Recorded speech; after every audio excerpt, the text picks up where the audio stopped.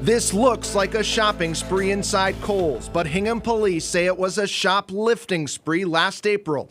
For nearly a half hour, the store's surveillance cameras captured the husband and wife going through the store. The wife then enters the dressing room with the cart while the husband sits outside. When she comes out, the clothes are inside and under a bag in the carriage. They pause briefly by the registers before heading out the door, followed by store security. The husband and wife in this video aren't just anyone. They're Edward and Christine Savage. Edward Savage is the former police chief in Hanson. We want to talk to you about the incident at Kohl's. What? The incident at Kohl's last year? No, I don't know what you're talking about. Did you get special treatment? We're asking that question because police tried to charge them with shoplifting, but a clerk magistrate cut them a break, deciding after a closed-door hearing last summer not to issue charges. No disrespect, Sergeant, please. Why weren't these people arrested? I don't know. That's clerk magistrate Joseph Ligotti at the hearing. He had to decide if there's enough evidence to charge them with a crime.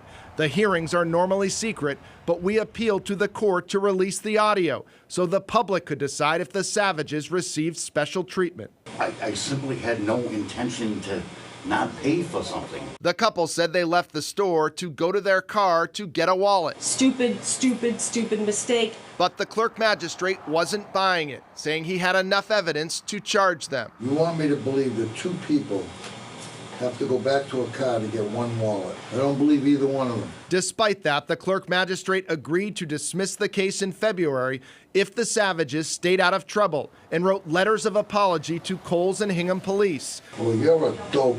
That's all I can say to you. And you can believe me, I'm doing this more for your lawyer than I'm doing it for you. The Savages' lawyer is former state representative Daniel Webster, who the clerk magistrate once again credited for the outcome. I want to thank your attorney for being here. Wouldn't have happened that way had he not been here. Hingham Police Sergeant Stephen Dirth was at the hearing. Do you think they should have faced criminal charges based on that evidence?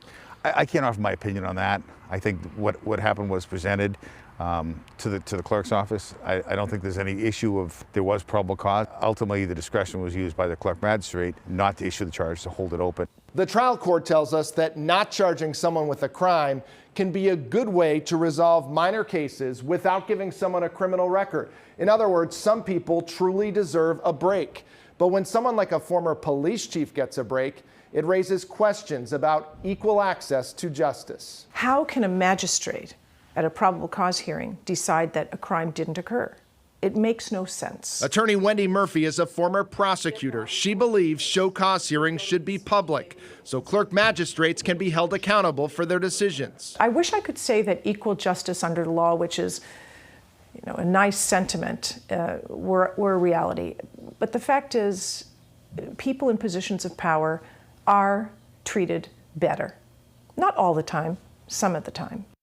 It turns out the Savages are not off the hook. After we started asking questions, a new clerk magistrate discovered they never wrote those letters of apology, and he issued shoplifting charges against them. Their attorney declined to comment. Mike Bodette, 5 Investigates. Powerful.